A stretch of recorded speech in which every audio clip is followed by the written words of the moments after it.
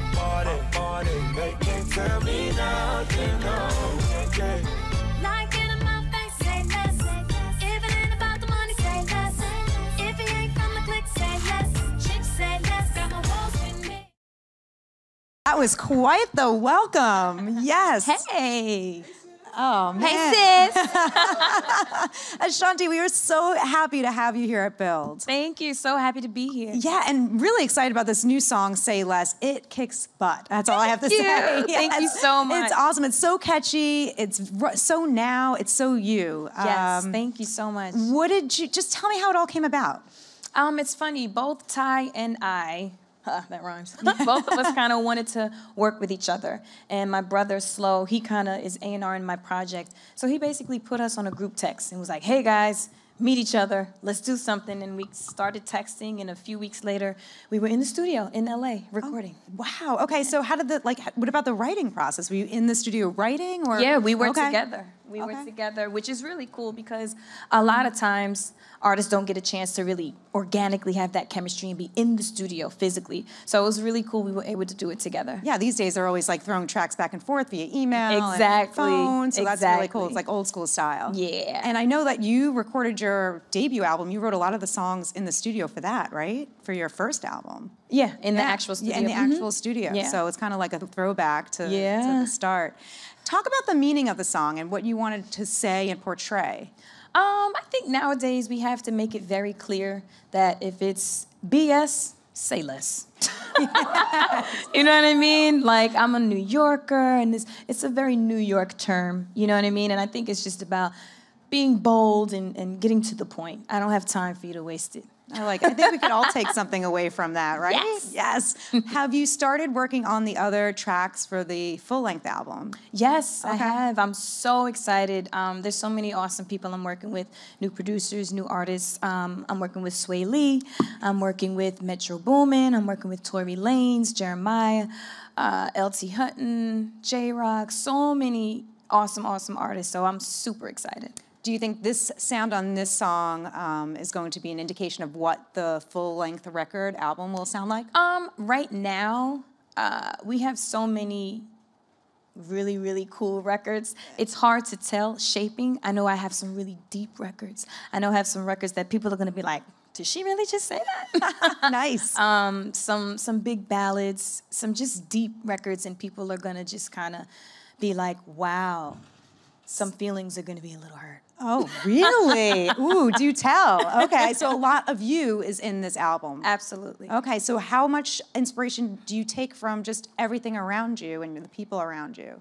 I write about real life experiences. You know, I think that's what works for me, and I feel like that's what allows me to have a connection with fans, with the people. You know what I mean? Because I think people can see the facade, you know, and I just feel like it's just genuine when you're writing about realness.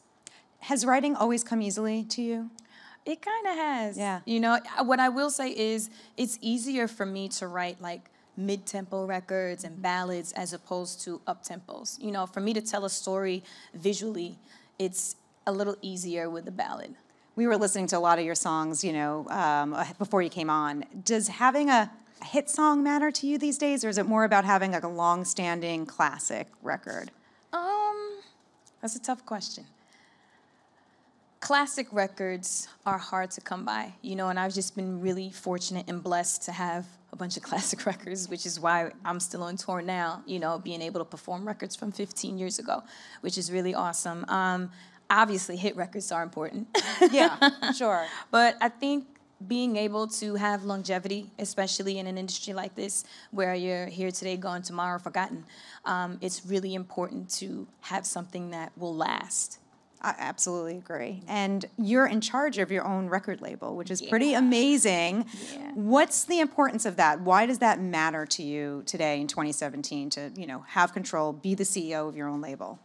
It's so important because I feel like we have to control our own destiny, you know, being able to broaden the horizons and not just do music, to be able to put my records in film and in television without having to pay all of these astronomical prices, and have my deal be direct with iTunes and cutting out the middle people, because, you know, the labels, they take their percentages, you know what I mean? So I feel like if I'm gonna do the work. Why do I owe you a percentage? Right. Yeah, sure. You know, so I feel like it's really, really important to have that ownership. What were some of the challenges you faced, though, having, come up in this industry as a young woman? Let's see. I mean, I made a lot of expensive mistakes. Yeah. Just learning so much like about myself, about the politics, about the game and promoters and understanding, a lot of people, these companies, they look at you as a commodity as opposed to a person. So when they see you, it's more like, okay, how much money can you make me? It's like an object, and I kind of had to learn that very early on. Sure. What about sexism in the industry? Did you find that that was part of what you experienced in that early phase? Yeah. I feel like, again, as a female, sometimes females get looked over. I was really happy. I think when I was recording The Declaration, my album in 2008, I found an awesome female engineer. And I was like, cool. yes. She came to the studio with a skirt on and a pumps, and she knew all of the mic chains and everything, So it was really cool to kind of have that female camaraderie. I love that, especially behind the scenes in the production side of Yeah. things, where you don't see as many females in those roles. That's very cool. Yeah. So you're on tour right now. Ja Rule, love it, because you have so many songs together. What's it been like hitting the road with him again? It's been awesome. The really cool thing about me and Ja is that we could literally not see each other for like 3 weeks, 4 weeks, not speak to each other on the phone. Even sometimes the day of the show, we won't even see each other until they're handing us our mics. But when we get on stage, it feels like we've been hanging out all day or for months, and that chemistry is so organic, it's so real, and I really appreciate it. So do you still have to rehearse after all these years? No, that's the crazy. That's the crazy thing. And Ja hardly ever comes to sound check. Yeah. He never comes to sound check. So you're like, I'll just do it for you. I'll be there, make sure everything sounds crazy. good. So is there a song that you absolutely still love to sing on stage together or just yourself? What I will say is what the people love, like when we go overseas, the song that they love the most of us together, it's weird. It's Mesmerized. Mesmerized first and then Always on Time. And obviously for me, Foolish, the fact that I can get the same reaction now as I did 15 years ago is like a blessing. So It's amazing. It's 15 years since you released your debut how album. crazy is that? Amazing. That's insane. And I just double-checked this, but you still hold the record, Guinness World Record, for the biggest debut album by a female of all time. Thank you. So does that still kind of get you excited to hear that that's the case? You know what? It's very humbling, I have a hunger and a passion, and I've always been taught, like, even with all your success, you always work like you have nothing.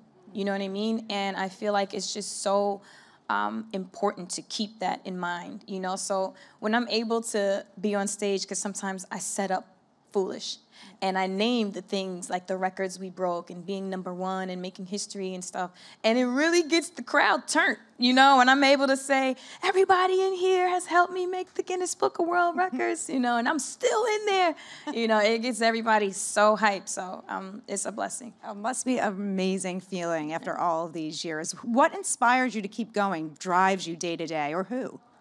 Everyone here? Yeah, the fans. The fans, yes. Absolutely. I've gotten like awesome awards, Grammys and American Music Awards, Billboards, MTV, everything. And I think for me, the best thing is like fan letters. People writing and saying things like, oh my gosh, your record, Rain on Me, helped change my life. I was able to leave this relationship and, I was getting beat and things were happening. But after hearing that, I took my baby. And like, those are like real life things that I would get, real life letters. And I would really read my fan mail. You know what I mean? So I think for me, when you're able to touch someone's life without even really knowing them on a personal level and help to change or bring some kind of positive energy, that's like a really cool thing. That's the takeaway, right? And these days, there's no longer, there are letters, but it's social media these days. Yeah. So how much are you into social media? How much do you pay attention to it? I do it all. I think it's important, You know, I think like fans want to be a part of your journey. You know, they want to be involved, especially if they're going to spend money. It's like they want to be vested and to understand what's going on. I still think it's important to keep a little bit of mystique. Yes. You know what I mean? You can't get married thing. Yeah, right. But it's important to let them kind of see what goes on like inside your world. So, you know, with Instagram and Snapchat and IG story and Twitter, everything, you know, I try to give a lot, you know, so that they understand. Like even now, you know, I traveled to Hawaii. Flight was terrible. We landed. There were 2 shows back to back. I completely lost my voice. I went hoarse, you know, but the show must go on. You know what I mean? So it's not always like awesome and amazing. There are things that happen, but I think when people are able to see, you know, your persistence and your grind, they appreciate it more. And that's why I think it's important. And it seems like you have good people around you, too. I have You met awesome your people mom around me. backstage, Yeah. right? So is it nice to still have those folks that were there from the start be with you today? Oh, absolutely. I think the least amount of years someone has been around me is at like 11. Wow. You know, so I keep the team really close. My sister Shia, obviously my mom, my dad, you know, so it's really cool to keep the fam around. And you come from a musical family, right? Yeah. So at what age did you think, okay, you were starting really young, singing, right? What was the first musical memory that you've had?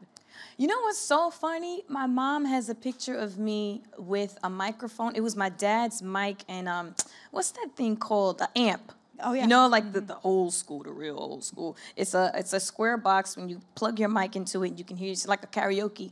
And I was in diapers, you know, so obviously I can't remember, but seeing the pictures, you could clearly see that it's been for a long time. That's crazy. Oh my gosh. Well, we didn't even get a chance to talk about the ad that we saw before you rolled up today. Hey. Yeah, the Ciroc ad. Tell us what it was like to shoot that because you look phenomenal. Oh, of course, thank we hear you. say less in that as well. Yes. Which is cool. And we see Diddy because it all comes full circle too. Absolutely. So talk about that ad and what it was like to put that all together. It was really, really cool and super organic. Me and Puff were at a party together in Vegas, and he's like, yo, I need you in my new Ciroc commercial. You know, and I'm just laughing. He's like, no, I'm serious. You're laughing. I'm serious. So I'm like, of course, you know, let me know. Because I love all the Ciroc commercials. They're like super cool. Like they're like mini movies. So we put it together, and probably 3 weeks later, we were shooting. You know, I was doing my crunches, you know, doing my juicing, you know. And I remember he came in my dressing room, and he was like, I need you to have the Bo Derek moment. I just want you to have an Ashanti Bo Derek moment. So I'm like, yeah, let's do it. You know, so it was just so cool. You know, with French, Puff, Khaled, there's so many amazing people a part of it. You know, we were just celebrating life, and I think that's a really big message. Yeah, well, you did the juicing, you did the crunches, but what do you do when you're not doing those, like on a day-to-day, when you're not preparing for something like that to stay fit? Because you look great. Thank you. I literally was just doing crunches in my dressing room at TRL. Wow, okay. I had a half top on, so I was like, let me get it in real quick. So whenever you can sneak it in, you do, because you're on the go so much. Yeah. So are you on tour most of next year too, or how's that going to shake out for you? There's so many things going on and so much coming in. We were supposed to have like 5 or 7 dates. It turned into 19. Wow. So it's just a lot. I think right now the last date is like January 18th. And I know that it's about to pick up again because I just got a bunch for February. So, you know, I'm just really, really, really grateful. Yeah, and I know that you've done television and film before, but I know that you recently were behind the camera and in front of the camera with a new film called Stuck, right? Yeah. Yeah, so what's that film about, and what was it like to be the executive producer of a film like that? It's an awesome message. It's basically about 7 different people from 7 different nationalities being stuck on a New York subway train in the summer. You know, so you can imagine all of the frustration and the stereotypes and the name calling that happens, you know, and it's weird because when we were shooting, I felt like, wow, we need this now. You know, this is a really important message, and it's just very relevant for now. We've come a long way, but we still have a long way to go. So the fact that I still am saying that just makes it more prominent that this is a message that needs to be seen and needs to be heard because, like I said, we've come a long way, but we still had a long way to go. Yeah, well, you know, that's interesting that you mentioned that. I do feel like there are things that we could do to kind of put it a step further, and a movie like this is at least putting it out there and putting it out there for people to talk about. Absolutely. Grammys, Guinness, world records, whatever. To what do you really owe your success? I would say, obviously, the man upstairs, you know. Without God and my family and the support and the genuine love, I definitely wouldn't be here. You know, like, this industry is crazy. You wouldn't even imagine some of the stuff that happens, you know? And I think that you have to grow up really fast. You know, I got my first record deal when I was 14. You know, I was in high school doing my homework in the car, going back and forth to the city, you know, to record. A lot of letdowns. And I feel like without having a real family support system, I don't think I would make it. Yeah, well, that's a great place to put a pause button on it. We have a lot of fans in the crowd with some great questions, so let's get it rolling. Awesome. Who's Ashanti, first? Thanks so much for being with us tonight. Thank you. You're cute. Hey. What's up? Well, I'm J. Caleb Perkins from Brooklyn. Hey. And what advice would you give to millennials who want to become entrepreneurs or do their own thing? Keep trying and find ways to set yourself apart from everyone else. Whatever it is that you want to do, if you're trying to sing, if you're trying to rap, if you're trying to be a painter, whatever it is, be super persistent. Google, find out, research who is the best at this and how can I get in touch with that person and how can I make this happen. You know, it seems it's a little easier now, you know, with social media to kind of upload things and tag people and at people and get their attention, you know. So I feel like stick out from the crowd. What makes you different from the next person? You know, and just be super persistent. Yeah. Mm-hmm. You're welcome. All right, who's next? Hi, Ashanti. Hey. You look very nice. Thank you. You too. I'm Ryan Hoy from Jamaica, New York. Who's your favorite artist since your childhood? What I will say is that Mary J. Blige is the person that I fell in love with to make music. For me, as a young girl, I would love hip hop, and then I would love R&B, and she kind of put the marriage together between the two for me, you know. So I would say Mary inspired me. Thank you. All right, who's next?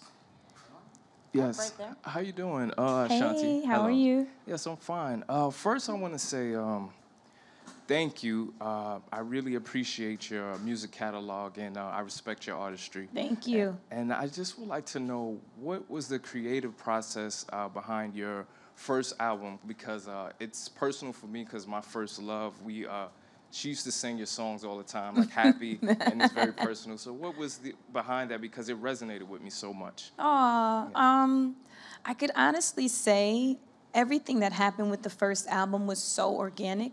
You know, just sitting in the studio with all the producers and the label head, coming up with real life concepts and things that were really, really happening, you know. And it's weird because we didn't have like a plan or a formula. It was just happening. You know, the fact that my first album, everything is one word, like a one-word title. We didn't like plan it. It kind of just happened, you know. So I just think the vulnerability, the sincerity of the album, it just kind of organically came together. You know, I remember writing in the studio or writing in the car. You know, there was a lot of pressure, you know, because I was like one of the only females in the crew amongst all the wolves. So it was pressure to be great, you know, and I think that's what kind of made it come together. Awesome. All right, who's next? Hi, Ashanti. I love Hey, thank you, Mommy. What can we expect more heartbreak and love songs on this album? Because you've helped me through so much. Aww. So I just want to know, what can we expect from this new album? Absolutely, absolutely. As I said earlier, it's actually easier for me to write ballads and to write mid-tempo records to tell a story. You know, just growing up, I used to really like writing essays, and I feel like when you can visualize something, that's what makes a record great. So yeah, There are definitely some of those on there. We need them. We all need those songs, those heartbreak songs. Thank you so much for coming by today. The new song is called Say Less. Give it up for Ashanti, everyone. Thank you.